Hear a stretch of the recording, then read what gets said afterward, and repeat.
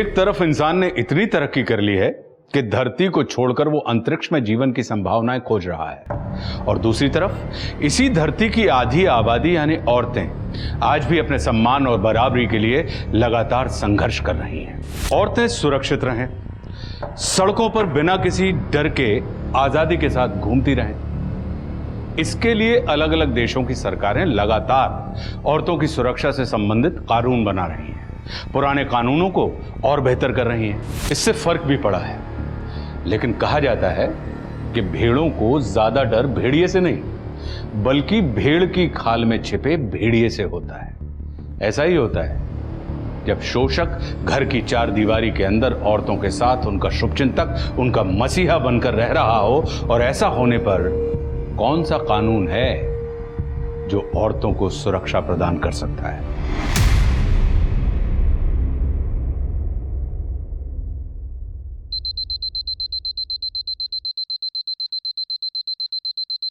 Mithila, uncle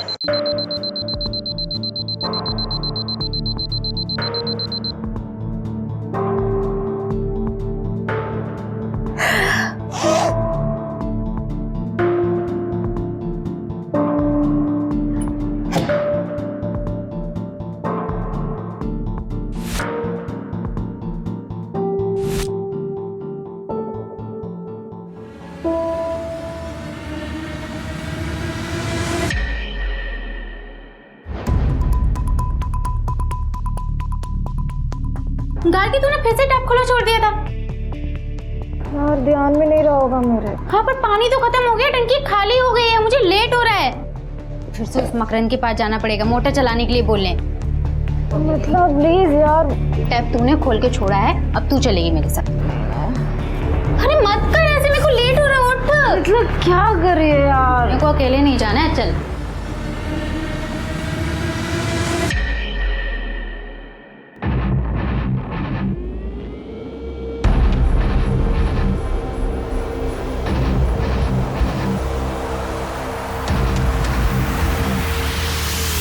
क्या है?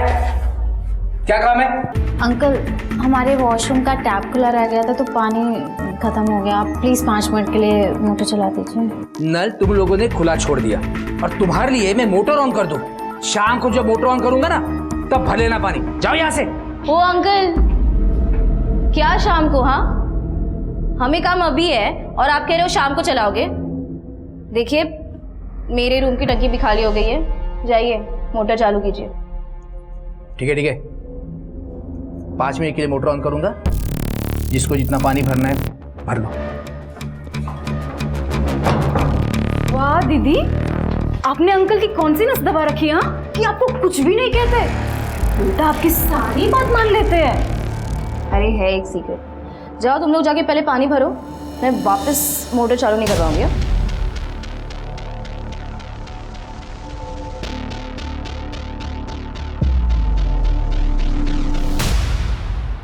हाँ अक्षिता,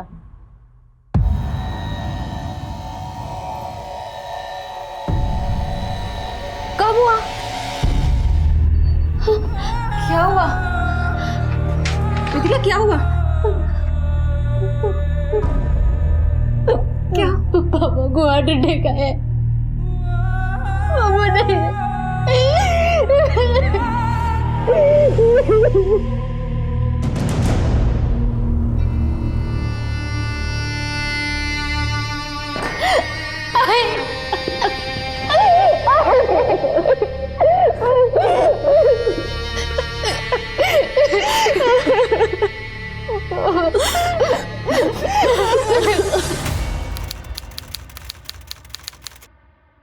और कोई रास्ता नहीं है मेरे पास।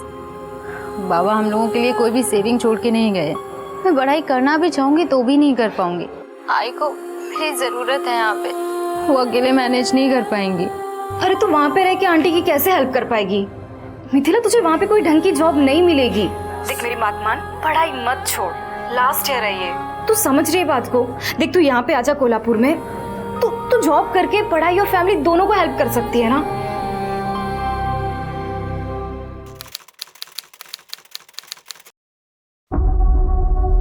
सुन मिथिला, तू ना टेंशन मत ले, मैं तुझे अपने एजेंट का नंबर देती हूँ, उसने मेरे लिए भी जॉब लगवाई थी, तेरे लिए भी कोई जॉब ढूंढ लेगा वो। हाँ ये देखो यहाँ पर हैं सब। दादा आप? पापा ने कॉल करके बताया नहीं कि आप आने वाले थे। अरे तुम्हारे पापा बता देते तो तुम्हारे दादा को तुम्हारी ये पंचायत कैसे पता चलती? हैं? देख लो, तुम्हारे पापा के पैसों से ये पढ़ाई चल रही है इनकी। घारकी के पापा के पैसे है ना, तो उससे वो पंचायत करे या पढ़ाई, आपको क्या करना है? अच्छा ये बताओ, तुम यहाँ पर रहने वाले हो या जाने वाले हो?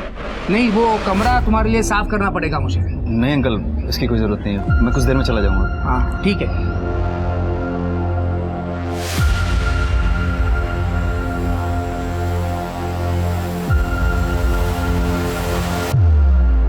मिथिला, तुम्हारे पापा के बारे में पता चला मुझे गार्गी से। आई एम रियली सॉरी, पर तुम चिंता मत करो, हम सब हैं तुम्हारे साथ। ओके? Thank you.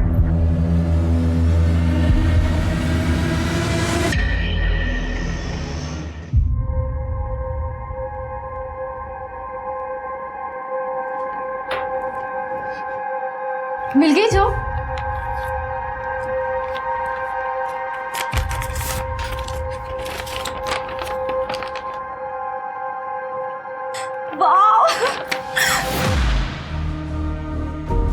क्या हुआ? तू खुश नहीं लग रही है? नहीं, खुश हूँ मैं।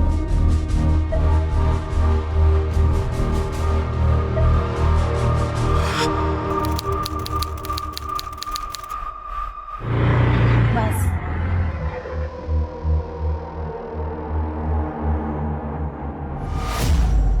मैडम, आपका pocket. Thank you.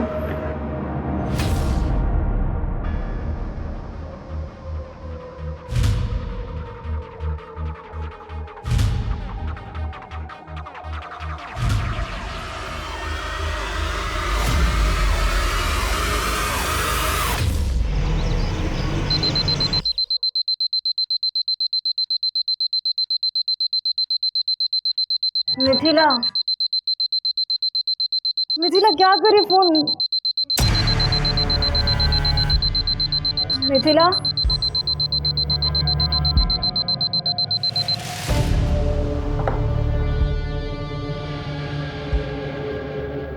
Mithila, Mithila,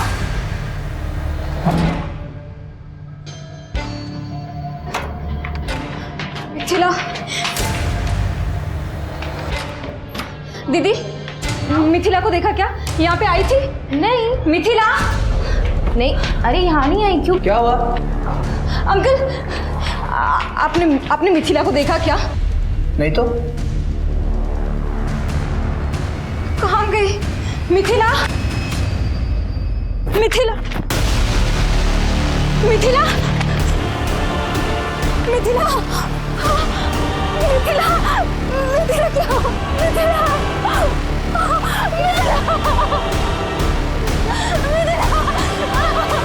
Mithila,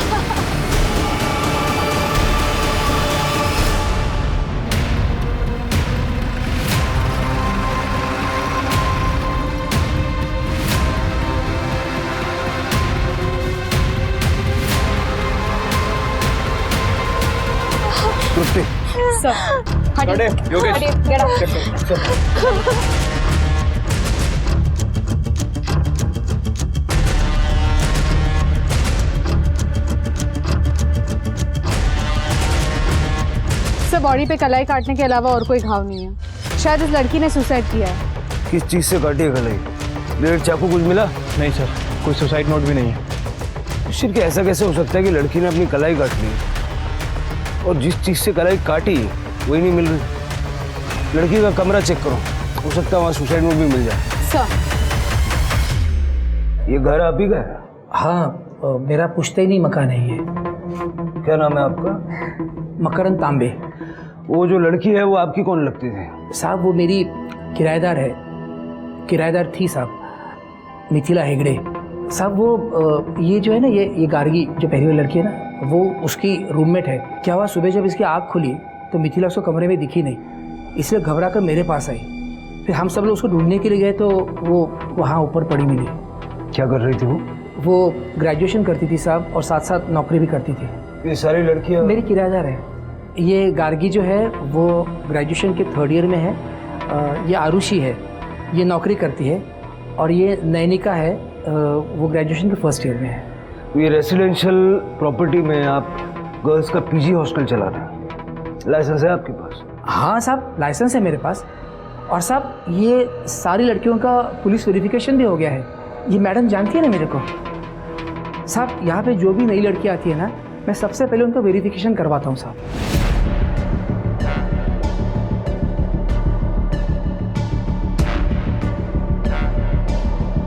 CCTV नहीं है? नहीं है साहब, पर लगवा लूँगा, जल्दी लगवा लूँगा। इन लड़कियों की सेफ्टी के लिए गार्ड तो रखा होगा आपने? अरे साहब मैं रिटायर आदमी हूँ साहब, ये जो किराया देती है उसमें से मुश्किल से मेरा खर्चा चलता है। अब मैं इतने कम पैसों में गार्ड कहाँ से रखूँगा? जब आप इन लड़कियों की सेफ्टी का कोई इंतजाम नहीं कर सकते तो ये गर्ल्स पीजी हॉस्टल चला क्यों रहे हैं? साहब 10 साल से हॉस्टल चला रहा हूँ साहब, और इनको किसी को कोई प्रॉब्लम नहीं है। और इन लड़कियों के पास उनके अपने कमरे की चाबियाँ भी हैं। आपकी फैमिली में? मेरी बीवी की डेथ हो गई साहब, मेरे कोई बच्चे नहीं है, इसीलिए इतना बड़ा घर है तो मैं कमरे किराए पे देता हूँ।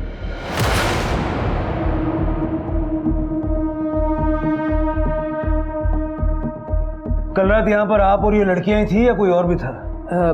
नहीं साहब, कल रात को ये गार्गी है ना, उसका भाई यहाँ पर आया था, वो रहा था यहाँ पे। अच्छा ये बताओ, तुम यहाँ पर रहने वाले हो या जाने वाले हो? क्या नाम है उसका?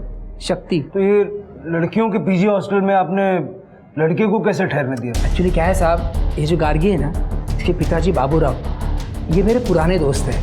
तो शक्ति अपनी बहन से मिलने के लिए कभी कभी यहाँ आ जाता है। वैसे उसको कल लेट हो गया तो यहीं पे रुका था। पीछे की तरफ एक कमरा है साहब, वो वहीं पे रुका था। अभी कहाँ? क्या? कौन? शक्ति। सर वो सुबह ही चला गया, मुझे पता ही नहीं चला। पता कैसे नहीं चला? सर क्या है कि वो उस कमरे से ना बाहर जाने के लिए एक और रास्ता है, तो वहाँ से जाने के लिए फिर यहाँ से जाने की ज़रूरत नहीं पड़ती।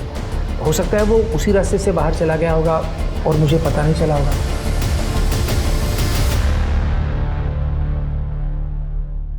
योगेश कुछ मिला? सर यहाँ पे कुछ नहीं है। चढ़ना ऊपर।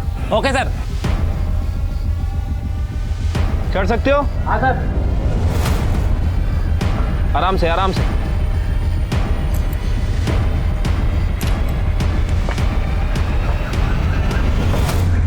तुम लड़कियां एक अकेले आदमी के साथ इस घर में रहती हो, कभी कोई परेशानी नहीं होती?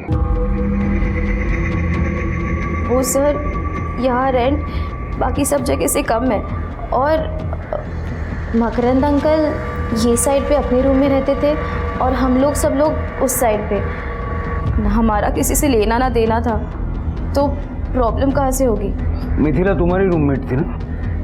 कल रात को क्या हुआ था पूरा डिटेल में बताओ। सर कल मैं 12 बजे तक पढ़ रही थी, उसके बाद मैं सो गई।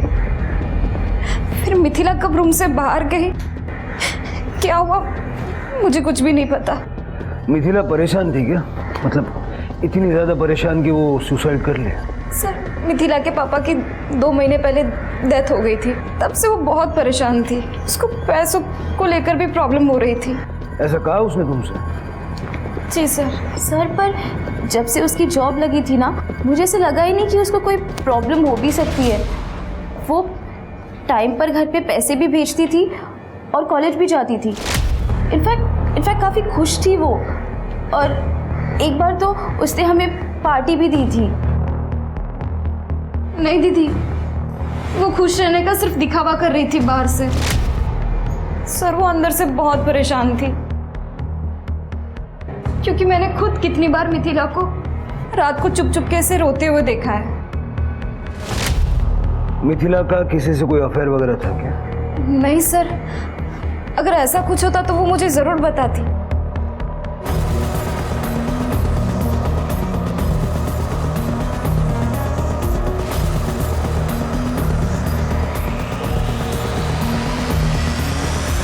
तुम्हारा भाई शक्ति यहाँ रुका हुआ था रात को, सुबह बिना तुमसे मिले चला गया।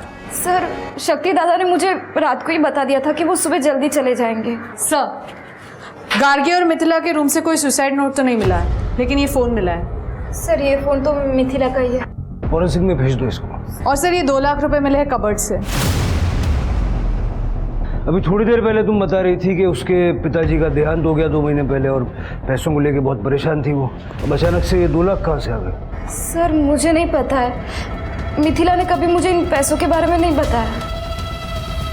अपने भाई को फ़ोन करके बुलाओ, बात करनी है उससे। जी सर।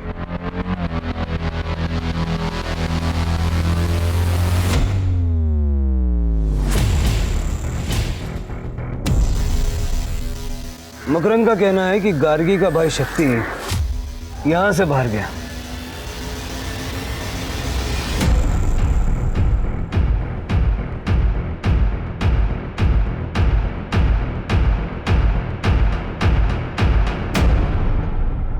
शिरके कहीं ऐसा तो नहीं है कि मिथिला का मर्डर करके सीन को सुसाइड में कन्वर्ट किया है? क्योंकि अदरवाइज ब्लेड चाकू जैसी कोई चीज़ तो हमें मिलती जिससे उसने नस काटी। मुझे भी ऐसे ही लगता है सर। ये बाउंड्री देखिए ना, इस पे कोई भी आसानी से चढ़ के घर की छत पे चढ़ सकता है, और अगर कोई ऊपर से मदद करने वाला हो तो ये काम और भी आसान है।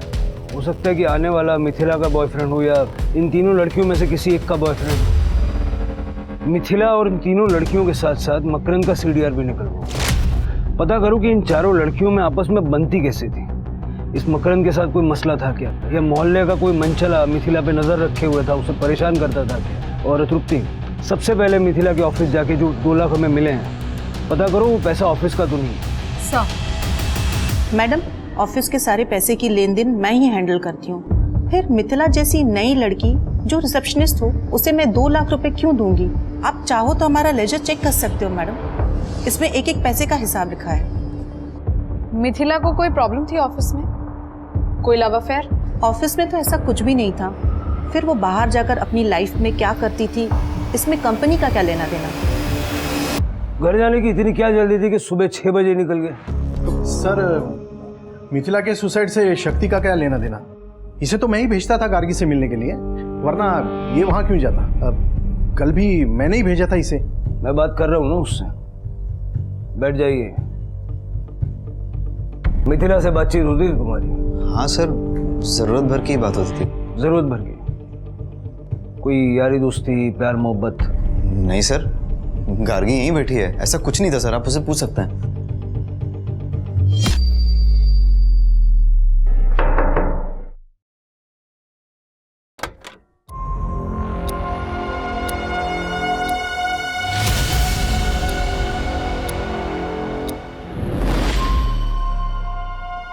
कुछ दिखाओ। वही देखने की कोशिश कर रहा था।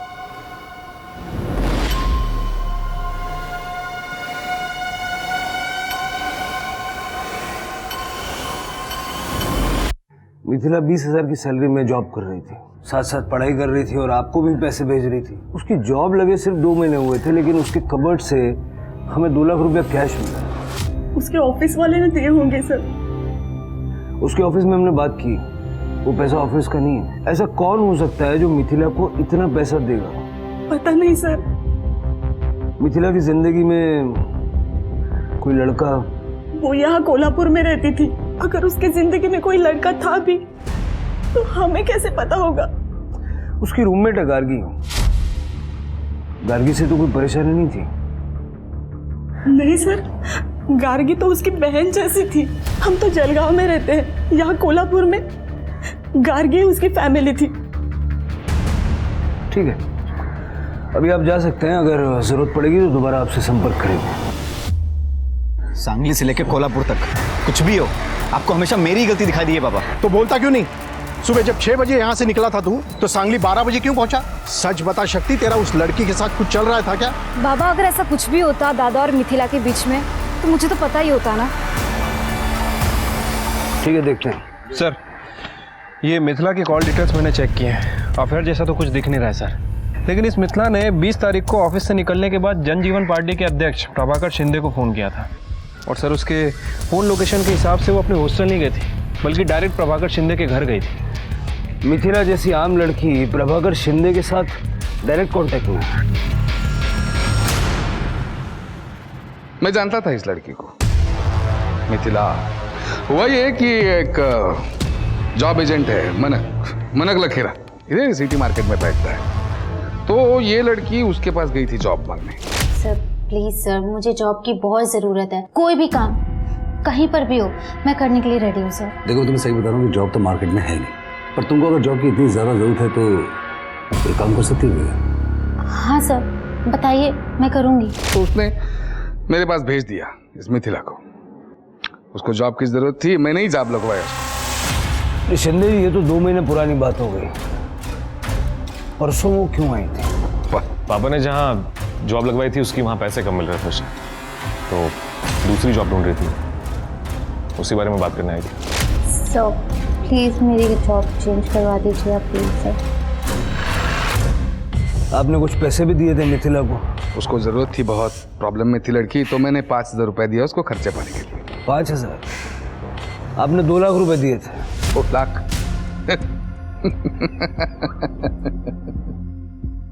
क्या धवल, इतने पैसे है क्या आजकल पॉलिटिक्स में? सर ये आपकी नजरिए का प्रॉब्लम है। सच कहता हूँ, ऐसे किसी को भी 2-2 लाख बांटने जितने पैसे नहीं है मेरे पास। मैं मान रहा हूँ ना, मैंने 5,000 रुपए दिए उसको, उसके ऊपर एक पैसा नहीं दिया। सर मिथिला ने मुझसे बात की थी। एक्चुअली क्या है कि वो जॉब बदलना चाहती थी और मार्केट की हालत इतनी खराब थी कि मैं चाहकर भी उसकी मदद कर नहीं सकता था। पर मैंने उसको ये कहा था कि तुम जो भी जॉब कर रही हो उसको कंटिन्यू रखो और जैसी कोई नई जॉब आएगी मैं तुम्हें दे दूंगा। पता नहीं उसकी वजह से मुझे कॉल नहीं किया।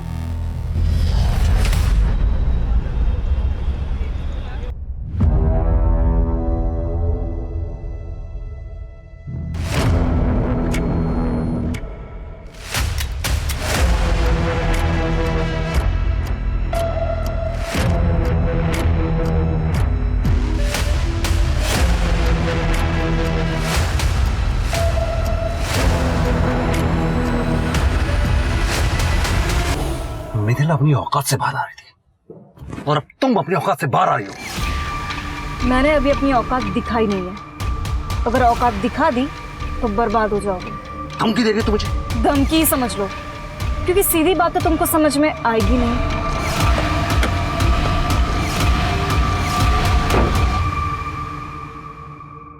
सर मिथिला की पोस्टमार्टम रिपोर्ट आ गई है। सर रिपोर्ट के हिसाब से मिथिला 2 मंथ प्रेग्नेंट थी, लेकिन उसने सुसाइड किया या मर्डर ये कंफर्म नहीं हो पा रहा। ये तो केस ही उलझ गया सिर के। डॉक्टर्स को बोलो कि मिथिला के बच्चे का विसरा प्रिजर्व करें, क्योंकि ये बच्चा उसके मर्डर या सुसाइड का कारण हो सकता है। और मिथिला की माँ से बात करो। मैडम, मैं आपको पहले ही बता चुकी हूँ कि मैं किसी लड़की के बारे में नहीं जानती, तो फिर मैं कैसे बताऊँ कि मिथिला किसके बच्चे की माँ बनने वाली थी? गार्गी कहाँ गई थी? पता नहीं मैडम, हमारी सो के उठने से पहले ही वो रूम से कहीं चली गई थी। हमें नहीं पता गार्गी कहाँ है, और इनफैक्ट मिथिला की प्रेगनेंसी की बात भी हमारे लिए बहुत ज़्यादा शॉकिंग थी। तृप्ति, ये गार्गी का फ़ोन तो बंद आ रहा है। मेरे उसकी फादर से बात हुई, वो सांगली में ही है, लेकिन उन्हें भी नहीं पता कि गार्गी कहाँ है। ठीक है सर, मैं उसका फ़ोन सर्वेलेंस पे डालती हूँ ट्रैकिंग के लिए। सर मैम, मुझे आप लोगों को कुछ बताना था। वो जिस दिन मिथिला की डेड बॉडी टेरेस पर मिली थी, गार्गी बहुत ज़्यादा ही परेशान थी। इतनी परेशान कि जैसे उसे पहले से ही पता हो कि मिथिला को कुछ हो गया है। कहना क्या चाहती हैं आप? सर मैं बस इतना कहना चाहती हूँ कि मिथिला की डेथ के बाद से गार्गी बहुत ज़्यादा अजीब बिहेव कर रही है।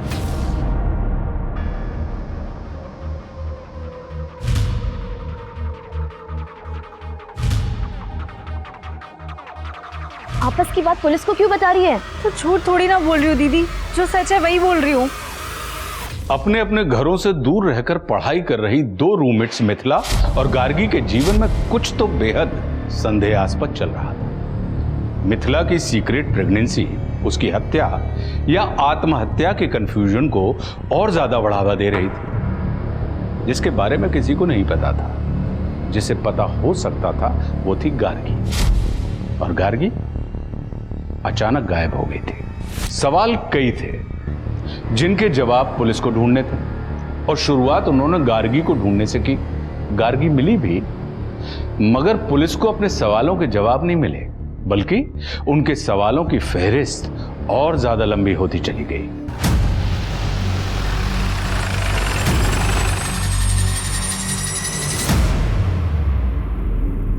सर यहाँ 1 महीने पहले टेक्निकल रीजंस की वजह से कंस्ट्रक्शन का काम बंद हो गया था, लेकिन आज जब लेबर्स फिर से काम शुरू करने आए तो उन्हें खुदाई में ये डेड बॉडी मिली और लेबरर्स ने हमें इन्फॉर्म किया है। गार्गी की बॉडी है सर। पहले मिथिला और अब आपकी बेटी गार्गी, दोनों का इस तरह से मारा जाना इत्तेफाक तो नहीं हो सकता। पॉसिबल है कि गार्गी को मिथिला के बारे में या उसकी मौत के बारे में कुछ ऐसा पता था जो मिथिला का किलर नहीं चाहता था कि गार्गी सबको बताए, और इसीलिए उसने गार्गी को मार दिया। सर आखिर गार्गी मिथिला के बारे में ऐसा क्या जानती होगी? शायद मिथिला के होने वाले बच्चे के पिता का नाम। क्या मिथिला प्रेग्नेंट थी? 2 महीने से। क्यों, तुम्हें कॉन्फिडेंस था कि मिथिला कभी प्रेग्नेंट नहीं होगी? सर ऐसा कुछ नहीं है सर, अब मुझ पे फालतू में शक कर रहे हैं। अगर फालतू में शक कर रहे हैं तो डीएनए टेस्ट कराने में कोई प्रॉब्लम तो नहीं होगा तुम्हें?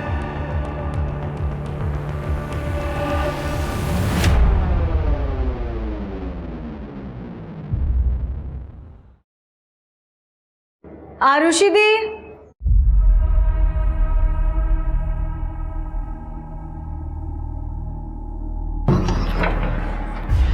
दीदी आप यहाँ पे क्या कर रहे हो? वो मैं रेंट देने आई थी। पर आप तो ऑनलाइन पे करते हो ना? हाँ, पर मेरा अकाउंट लॉक हो गया ना, तो सोचा कैश दे दो।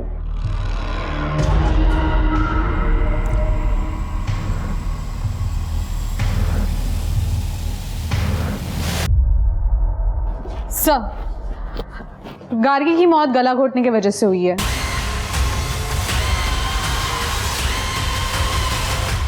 चौबीस से 25 जनवरी की रात 2 से 5 बजे के बीच, जिस रात गार्गी हॉस्टल से गायब हुई थी। सर मैंने गार्गी के फ़ोन लोकेशन और कॉल डिटेल्स चेक की है।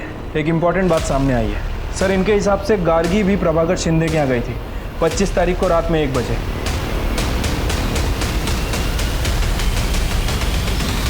नेताजी, मिथिला आपके पास काम के लिए आई थी, गार्गी आपके पास क्यों आई थी? उसे आपसे क्या काम था? गार्गी को नेताजी से काम नहीं था, बल्कि नेताजी को गार्गी से काम था। नेताजी गार्गी के साथ कुछ डील करने वाले थे जो हो नहीं पाई। क्यों? ये कौन सी डील की बात कर रहे हैं? मिथिला के बच्चे का नाम ना बताने की डील, जो बच्चा आपका था। पाटिल, औकात में रहकर बात करो। 2 मिनट नहीं लगेगा आप सबकी वर्दी उतरवाने में। तो शंकर, मैंने बोला था नेताजी हैं, ऐसे काबू में नहीं आएंगे वो। दे दो इनको, दे दो। लीजिए, ये कोर्ट का ऑर्डर है आपके डीएनए टेस्ट का।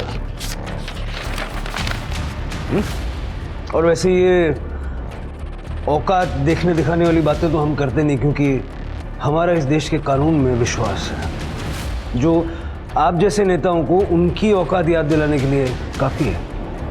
चलिए।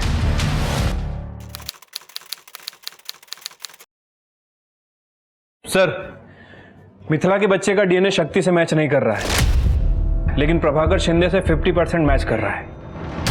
प्रभाकर शिंदे का ब्लड रिलेटिव, यानी उसका बेटा धवल शिंदे। सर मेरा कोई अफेयर नहीं था मिथिला के साथ। मैंने तो उसे पापा के साथ देख लिया था सोते हुए। नशे में था सर मैं। इतनी खूबसूरत लड़की को देख के दिमाग खराब हो गया था मेरा। और उसके बाद जब वो घर से निकली तो पीछा किया उसका मैंने। जिस बच्चे के साथ तो सोती है ना, बाप है वो मेरा बाप के साथ सो सकती है। सर उसके बाद इस लड़की से मैं मिला तक नहीं हूं।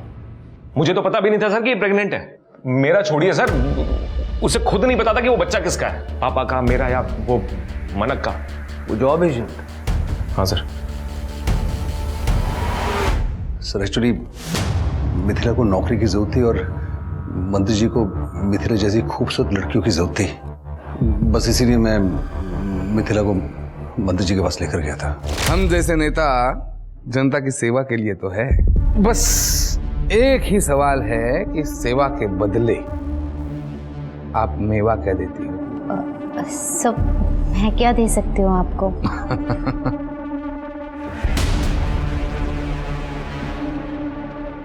खुद की तरफ देख के तो देखो क्या दे सकती हो। एक बार हाँ बोलकर तो देखो। दुनिया कदमों में लाके रख दूंगा। दुनिया, हाँ। अरे मिथिला अच्छी लड़की, लेकिन सर उसको पैसों की जरूरत थी, इसी वो दिन भाग जरूर गई, लेकिन 2 दिन के बाद फिर मेरे ऑफिस में वो आई थी। सर प्लीज मुझे एक बार मंत्री जी से मिलवा दीजिए। अब मैं इस बार नहीं भागूंगी सर। सर मुझे जॉब की बहुत जरूरत है। तुम भागोगी या नहीं भागोगी ये तो अब मुझे टेस्ट करना पड़ेगा।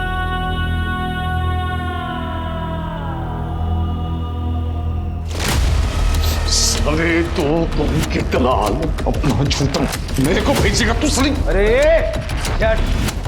शट, तो पहले तुमने मिथिला का रेप किया, बाद में नेताजी के पास ले गए तो तुमने उसका रेप किया, और उसके बाद तुम्हारे बेटे धवल ने उसका रेप किया। जब वो प्रेग्नेंट हो गई तो तुम्हारे पास आई। बाप की थाली में मुंह मारेगा तू, और वो भी अकल नहीं है। पापा नादानी में हो गया।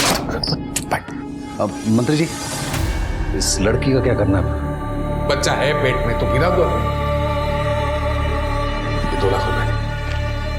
पर मैं अबॉर्शन नहीं कराऊंगी, अबॉर्शन कराना पाप होता है। सर मिथिला तो एबॉर्शन के लिए मान ही नहीं रही थी, मैंने जैसे तैसे उसको मनाया, पता नहीं उस रात को जाके उसने सुसाइड क्यों कर लिया, मैं समझ नहीं पाया। मिथिला ने सुसाइड नहीं किया और ना ही वो कभी एबॉर्शन के लिए मानी थी।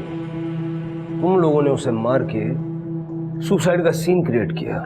नहीं सर, मैं एक्चुअली अगले दिन एबॉर्शन के लिए उसके साथ जाने वाला था। उस वक्त उसने सुसाइड किया या उसका मर्डर हो गया ये मुझे सच में नहीं पता है। गार्गी को उसने सब बता दिया था ना तुम लोगों के बारे में? हाँ, बताया था सर। फिर गार्गी ने हमें क्यों नहीं बताया? वो आपको क्यों बताती सर? उसका फायदा तो चुप रहने में था। देखो नेताजी, आपकी लोकल वर्क्स डिपार्टमेंट में काफी पहुंच है, वहाँ पे जॉब निकली है, मेरी जॉब लगवा दो। 1 मिनट, लेकिन इस काम के लिए आप इतनी आधी रात ऐसे अचानक? मैं किसी को कुछ नहीं कहूंगी, आपके और मिथिला के बारे में। ओह, तो गार्गी तुम लोगों को ब्लैकमेल कर रही थी, इसलिए तुम लोगों ने उसे मार दिया ताकि तुम्हारी मुसीबत जड़ से खत्म हो जाए। हत्या राजनीति में सबसे आखिरी रास्ता होता है सर, सबसे पहला नहीं। आज तक मैंने इतने लड़कियों को नौकरी लगवाई है, एक और, उसमें क्या क्या कठिन था? इस बात की क्या गारंटी थी कि गार्गी फिर से ब्लैकमेल नहीं करती? सर जब करती तब देखता, लेकिन अब जब सीधी उंगली से घी निकल रहा है तो उंगली टेढ़ी करने में कुछ मतलब ही नहीं था। सर आप वो लोकल वर्क डिपार्टमेंट में पूछ लीजिए सर। गार्गी रात को मेरे घर आई, उसके दूसरे दिन सुबह मैंने उसके जॉब के लिए बात की थी। अगर उसको मुझे मारना ही होता तो मैं उसकी जॉब क्यों लगवाता? चलो मान लेता हूँ कि मिथिला और गार्गी के केस से तुम्हारा कोई लेना देना नहीं है, लेकिन रेप तो तुमने किया है। चल के नेताजी, उनका बेटा धवल और मानक, तीनों पे रेप का केस डालो। और तृप्ति, उन सभी लड़कियों से बात करो जिनकी नौकरी नेताजी और मानक ने मिलकर लगवाई है। आई एम श्योर उनमें कई लड़कियां ऐसी होंगी जिनका इन्होंने शोषण किया।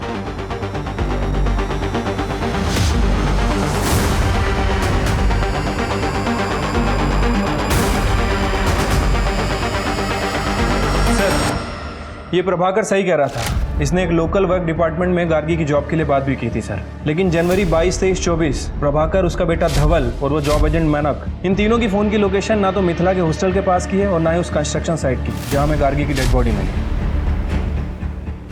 इन दोनों केसेस को फिर से खंगालो शिरके। हो सकता है किसी ने इस बात का फायदा उठा के गार्गी और मिथिला का मर्डर किया है कि ये दोनों इन चक्करों में उलझी हुई हैं और पुलिस दूसरी बातों पर ध्यान नहीं देगी। ठीक है सर। सर मैं तो 6 महीने से ज़्यादा नहीं रह पाई मकरंद अंकल के पीजी में। वो लड़कियों को ना ऐसे घूरते थे जैसे खा ही जाएंगे। वहाँ तो सिर्फ आरुषि ही रह सकती थी और वो अभी भी वहीं रह रही है। आरुषि? Yes madam. वैसे तो मकरंद अंकल सब लड़कियों पर बहुत हावी रहते थे, लेकिन आरुषि को वो कुछ बोल ही नहीं पाते थे। लगता है डरते थे वो उससे। सर ये मकरंद कैरेक्टर का ढीला आदमी है, इस रीज़न के वजह से मकरंद के पीजी में कोई लड़कियां ज़्यादा दिन तक रुक नहीं पाती थी। लेकिन सर ये आरुषि पिछले 3 साल से मकरंद के पीजी में रह रही है। और सर मकरंद के पीजी में जितनी भी लड़कियां हैं सभी का कहना है कि मकरंद आरुषि से डरता है। और मैंने मकरंद के बैंक स्टेटमेंट भी चेक किया है सर, सभी लड़कियों ने पीजी का रेगुलर रेंट उस पर ट्रांसफ़र किया है, लेकिन आरुषि का कोई भी रिकॉर्ड नहीं है। मतलब ये आरुषि रेंट नहीं दे रही? सर सिर्फ आरुषि ही नहीं, आरुषि की रूममेट नैनिका जो मकरंद के पीजी में 4 महीने पहले शिफ्ट हुई है, उसने भी सिर्फ मकरंद को 1 महीने का रेंट दिया है। उसके बाद उसने भी मकरंद को रेंट देना बंद कर दिया है। सर आरुषि दी ने बोला था कि मैं उन्हें अपना रेंट दे दिया करूँ, तो फिर अपना रेंट मिलाकर मकरंद अंकल को पे कर दिया करेंगी। तो मैं वही करती थी, मैं हर महीने अपने हिस्से का रेंट आरुषि दी को दे दिया करती थी। नैनिका, तुम्हें पता है आरुषि ने पिछले 3 साल से रेंट का 1 रुपया भी नहीं दिया है। इनफैक्ट वो तुम्हारे पैसे भी अपने पास रख रही थी। नहीं सर, मैं अपना और नैनिका का रेंट मकरंद अंकल को कैश में देती थी। अगर रेंट कैश में देती थी तो मकरंद कोई रिसीट वगैरह देता होगा ना, दिखा दो। सर इतने दिन से हम वहाँ रह रहे थे, इतना भरोसा तो था अंकल पे।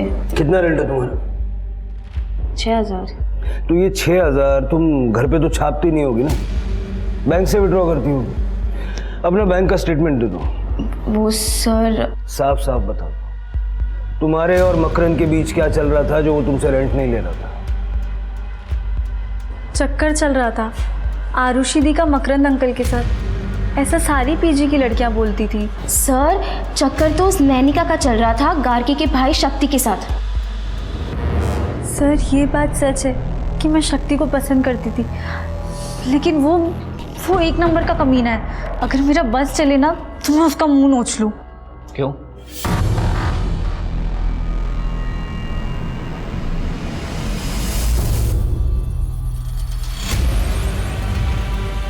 नानिका, नानिका क्या कर रही हो ये? अरे क्या हुआ? उठो यहाँ से, बाहर निकलो। अरे अरे निकलो यहाँ से। शक्ति क्या है? जाओ यहाँ से। शक्ति क्यों ऐसे बात कर रहे हो? दादा क्या हुआ? पूछो इस नानिका से, जबरदस्ती गले पड़ी है मेरे। ओए शक्ति, एक तो सुबह से मेरे आगे पीछे घूम रहा है और अभी बोल रहा है मैं तेरे गले पड़ी हुई। हाँ सीधा सीधा बोलना कि तेरे बस का कुछ भी नहीं है। नहीं क्या? अपने भाई का इलाज कराओ, वरना मोहल्ले वाले ना शादी के बाद मजे लूटेंगे। तमीज, अपना मुंह संभाल के बात कर। शक्ति ने तुम्हारी बेइज्जती कर दी और गार्गी ने सबके सामने तुम्हें थप्पड़ मारा। बुरा तो बहुत लगा होगा तुम्हें। हाँ सर, लगा तो था, इसी वजह से गार्गी और मेरे बीच में बात नहीं होती थी। शक्ति गार्गी का भाई था, गार्गी मिथिला की रूममेट थी। उन दोनों ने नैनिका को सपोर्ट नहीं किया, समझ में आता। लेकिन तुम तो नैनिका की रूममेट थी, तुम्हें तो उसे सपोर्ट करना चाहिए था। मैं कैसे सपोर्ट करती उसको सर? मैं जानती थी कि नैनिका खुद अपने आप को फोर्स करती थी शक्ति पर। मैंने खुद देखा है सर। खुद देखा मतलब? दरअसल वो पीजी हॉस्टल सिर्फ हॉस्टल नहीं है, मकरंद अंकल का फिल्म स्टूडियो है।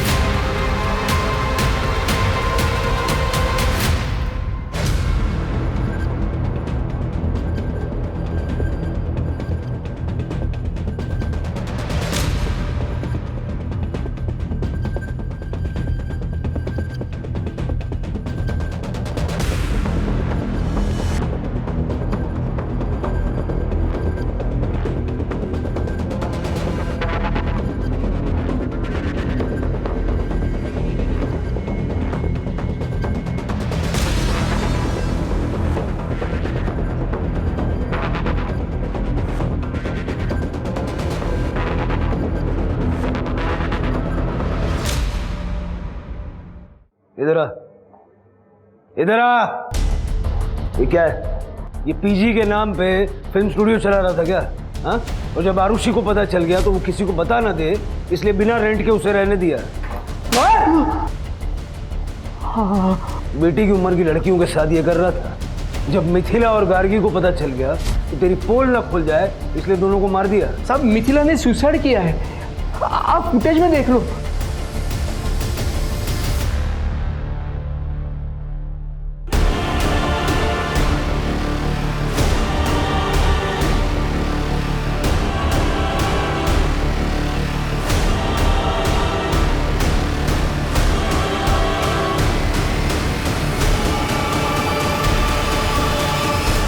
साहब सुबह जब मैंने ये फुटेज देखा तो दौड़कर मैं टेरेस पर गया साहब। तब तक मिथिला मर चुकी थी। उसने अपनी हाथ की कलाई काटने के लिए मेरे किचन का चाकू इस्तेमाल किया था। मैं डर गया, इसलिए चाकू लेकर वहां से भाग गया।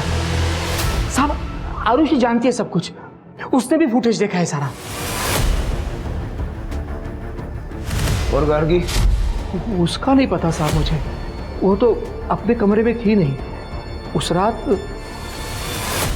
कार में बैठकर वो गार्गी के जाने का फुटेज है? हाँ है।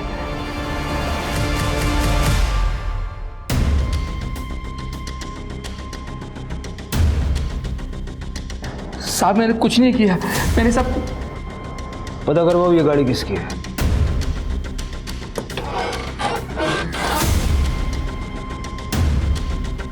सर इधर आइए। ये देखिए सर, इन औजारों पे लगी मिट्टी को लैब में टेस्टिंग के लिए भेजो। और कंस्ट्रक्शन साइट की मिट्टी से ये मिट्टी मैच होती है क्या देखो। मेहमान आ गए क्या थाने? जी सर। तुम्हारी गाड़ी में जो औजार है ना, उनकी मिट्टी कंस्ट्रक्शन साइट की मिट्टी से 100% मैच होती है। अब ज्यादा मेहनत मत करवाओ, बताओ क्यों मारा गार्गी को? सर मैंने नहीं मारा गार्गी को। देखो ये तुम्हारी गाड़ी है, कहाँ जा रही है गार्गी इसमें बैठ के? हाँ सर, ये कार तो मेरी है, लेकिन ये कार हमेशा गैरेज में खड़ी रहती है। कभी कभी मेरा बेटा शक्ति इसे निकालता है ताकि चलती फिरती रहे। 24-25 जनवरी की रात को शक्ति लेके गया था ये गाड़ी? 24-25, हाँ सर, शक्ति के किसी दोस्त का बर्थडे था तो वो ये कार लेकर गया था।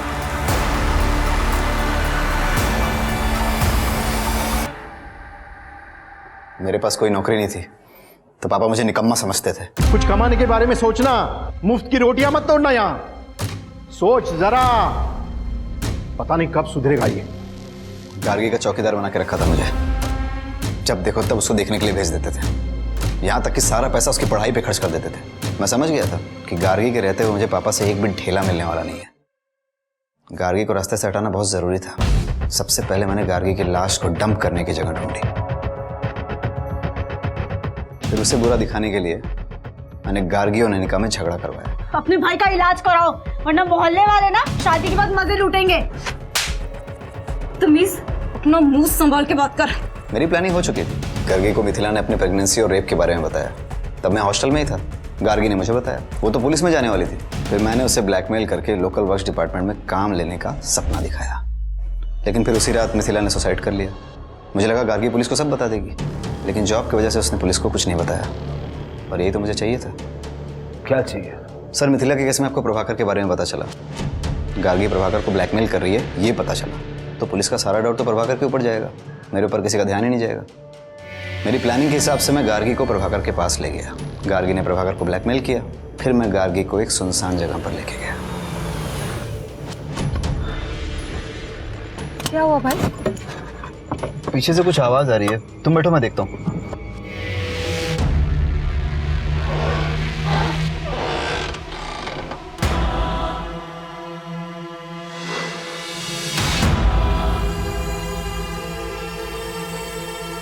तो गार्गी की लाश को गाड़ी में डाल के कंस्ट्रक्शन साइट पर डंप कर दिया।